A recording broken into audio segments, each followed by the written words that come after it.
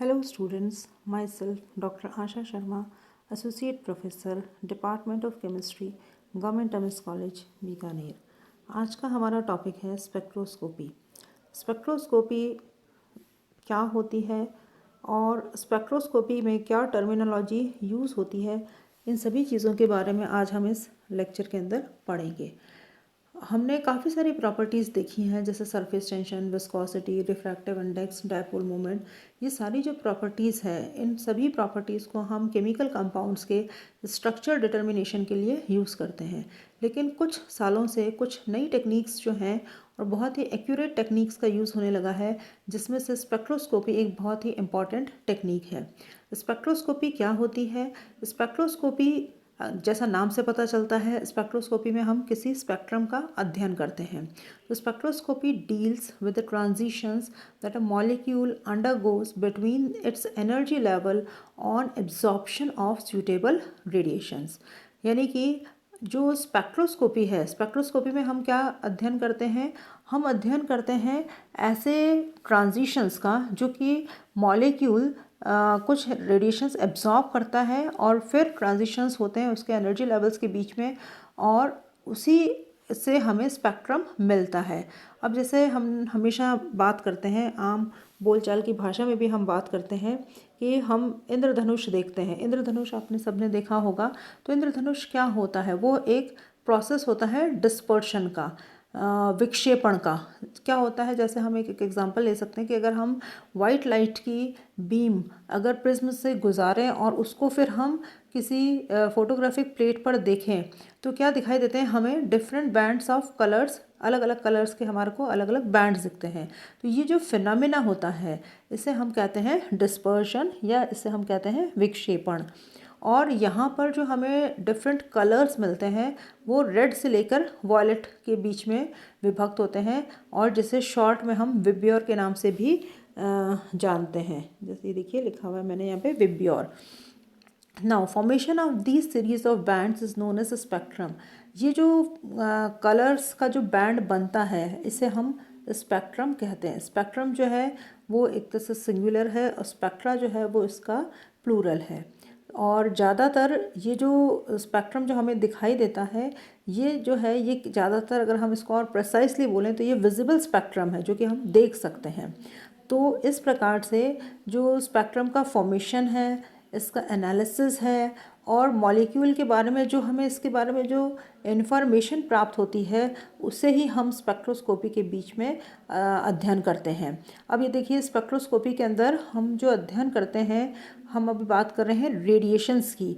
तो रेडिएशंस के बहुत सारे फॉर्म्स होते हैं, जैसे एक्स रेज हैं, गामा रेज हैं, यूवी रेज हैं, आईआर रेज हैं, कॉस्मिक रेज हैं, रेडियो वेव्स हैं। ये सारी जो रेज हैं, ये विजिबल रेडिएशंस, जैसे जो सनलाइट है जो हम एक्सपीरियंस करते हैं डेली लाइफ के अंदर, तो ये जो सारे जो रेडिएशंस हैं, तो study of emission and absorption of these electromagnetic radiation by matter in general is called spectroscopy. तो स्पेक्ट्रोस्कोपी जो है एक तरह से क्या है, जो इलेक्ट्रोमैग्नेटिक रेडिएशंस हैं उनकी एक तरह से मान लें कि एक तरह से उनकी स्टडी है। अब ये देखिए यहाँ पर ये इलेक्ट्रोमैग्नेटिक स्पेक्ट्रम ये दिखाया गया है यहाँ पे इस डायग्राम के अंदर। और देखिए ये जो इलेक्ट्रोमैग्नेटिक स्पेक्ट्रम में है, इसमें क्या दिख रहा है आपको? इसके अंदर अलग अलग ये देखिए गामा रेज हैं, एक्स रेज हैं, यूवी रेज हैं, इंफ्रारेड है, माइक्रोवेव है, रेडियो वेव्स है। ये सारी जो है ये फ्रीक्वेंसीज़ के अकॉर्डिंग ये अरेंज की गई हैं।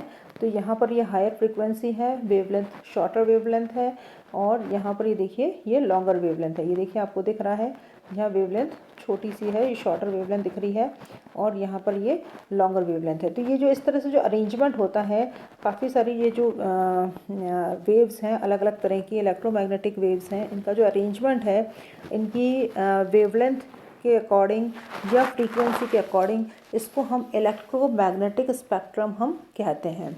अब ये देखिए यहाँ पर जैसे कि आप लोगों को पता ही होगा कि एक बहुत ही फेमस हमारा वो इक्वेशन है E is equal to h nu के न्यू है, या जिसे हम कहते हैं कि E is equal to h nu that is equal to h c upon lambda, ये आप लोगों ने पहले पढ़ा हुआ भी है।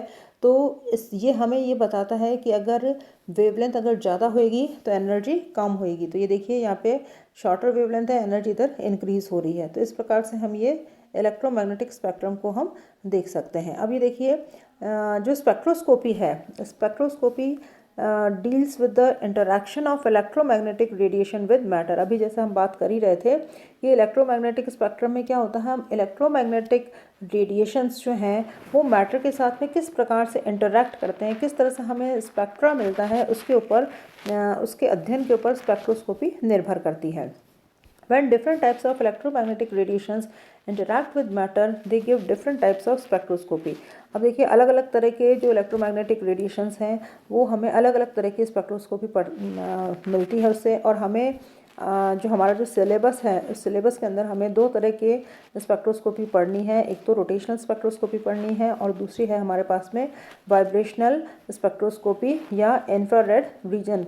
तो सबसे पहले जैसे एग्जांपल हम लेते हैं कि माइक्रोवेव रीजन में क्या होता है कि माइक्रोवेव रीजन के अंदर जो मॉलिक्यूल्स हैं उनके अंदर जब ट्रांजिशन होता है बिटवीन रोटेशनल लेवल्स, तो इस तरह के जब ट्रांजिशन होते हैं रोटेशनल लेवल्स, मॉलिक्यूल्स के रोटेशनल लेवल्स के बीच में जब ट्रांजिशन होता है एनर्जी एब्जॉर्प्शन के बाद में, तो उससे हमें रोटेशनल स्पेक्ट्रा मिलता है और ये मिलता है हमें माइक्रोवेव रीजन में। तो इस तरह की जो स्पेक्ट्रोस्कोपी है उसे हम कहते हैं माइक्रोवेव स्पेक्ट्रोस्कोपी और रोटेशनल स्पेक्ट्रोस्कोपी। इसी प्रकार से आईआर रीजन के अंदर जब एब्जॉर्प्शन होता है तो क्या होता है कि मॉलिक्यूलर वाइब्रेशंस होते हैं और इनसे जो हमें स्पेक्ट्रा मिलता है वो कहलाती है वाइब्रेशनल स्पेक्ट्रोस्कोपी, या हम उसे आईआर स्पेक्ट्रोस्कोपी भी कहते हैं। आईआर स्पेक्ट्रोस्कोपी हम इसलिए कहते हैं क्योंकि वो आईआर रीजन के अंदर एब्जॉर्प्शन होता है मॉलिक्यूल्स का, और इसलिए हम इसे आईआर स्पेक्ट्रोस्कोपी कहते हैं। तो हम दोनों तरह की स्पेक्ट्रोस्कोपी पढ़ेंगे, माइक्रोवेव और रोटेशनल स्पेक्ट्रोस्कोपी एंड आईआर और वाइब्रेशनल रोटेशनल स्पेक्ट्रोस्कोपी। अब तीसरे प्रकार से अगर विजिबल या यूवी रीजन के अंदर एब्जॉर्प्शन होता है एटम्स या मॉलिक्यूल्स, उसके अंदर अगर एब्जॉर्प्शन करके और इलेक्ट्रॉनिक ट्रांजिशंस होते हैं तो जो हमें स्पेक्ट्रा मिलता है, स्पेक्ट्रोस्कोपी जो कहलाती है वो कहलाती है इलेक्ट्रॉनिक स्पेक्ट्रोस्कोपी। अब यहाँ पे देखिए आप, ये विजिबल स्पेक्ट्रम का डायग्राम है।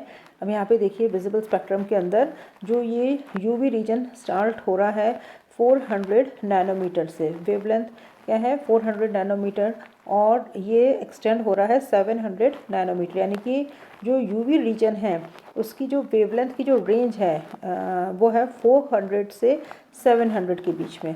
तो जो 400 वाला जो ये हम कहें कि जो वॉयलेट वाला जो कलर है 400 नैनोमीटर के अंदर जो एनर्जी है वो क्या होगी, मैक्सिमम होगी। जो वॉयलेट रीजन है उसके अंदर मैक्सिमम एनर्जी होती है as compare to red region in visible spectrum.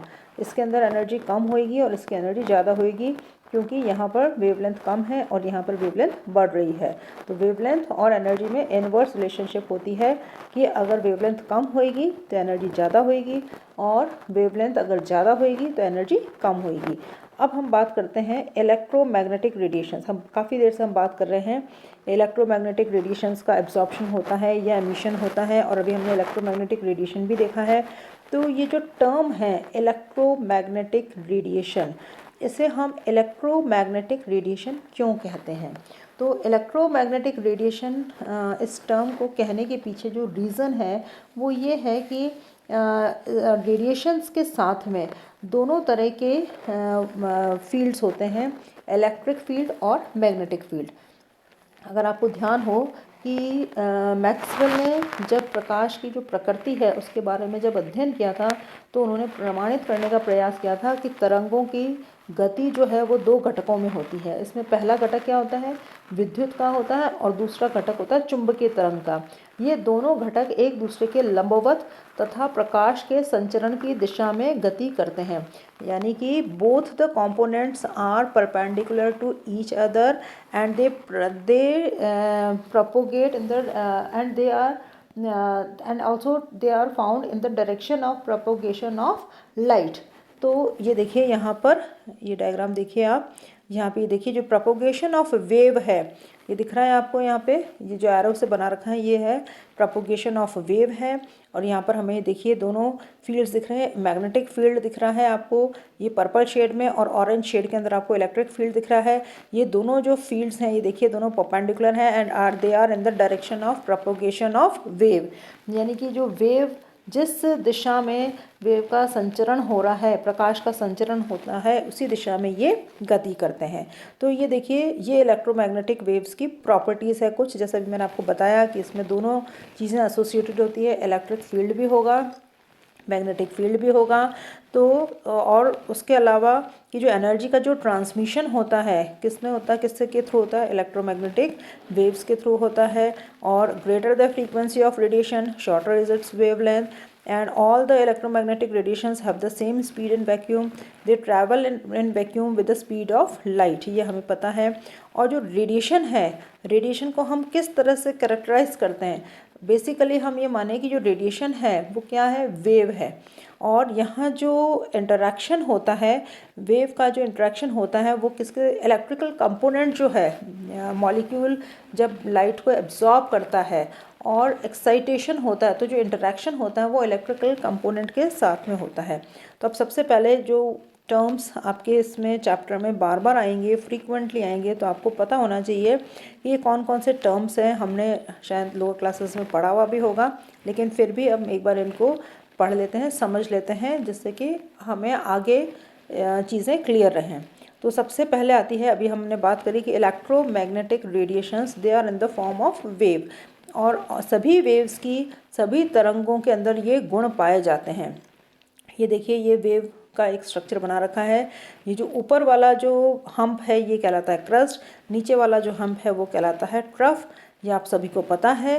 तो अब हम आते हैं, सबसे पहली जो प्रॉपर्टी है वो है वेवलेंथ। वेवलेंथ जो है वो क्या होता है ये आपको पहले पता होना चाहिए। अगर आपको पता होगा कि वेवलेंथ क्या होता है तभी हम सारी चीज़ों को समझ पाएंगे। तो वेवलेंथ को हम कहते हैं तरंग दैर्ध्य, यानी कि एक पूर्ण चक्र में तरंग जो दूरी तय करती है उसे हम तरंग दैर्ध्य कहते हैं।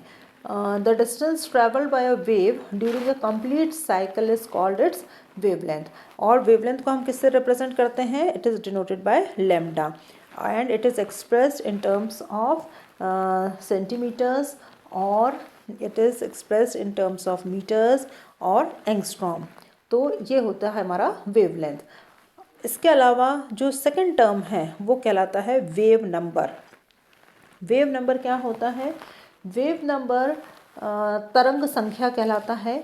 It is defined as the number of wavelength in 1 centimetre along the direction of propagation and it is denoted by nu bar। यहाँ पे ध्यान रखने वाली बात है कि वेव नंबर जो है, तरंग संख्या जो है वो क्या होती है, 1 सेंटीमीटर में तरंग दैर्ध्य की जो संख्या है उसे हम तरंग संख्या कहते हैं।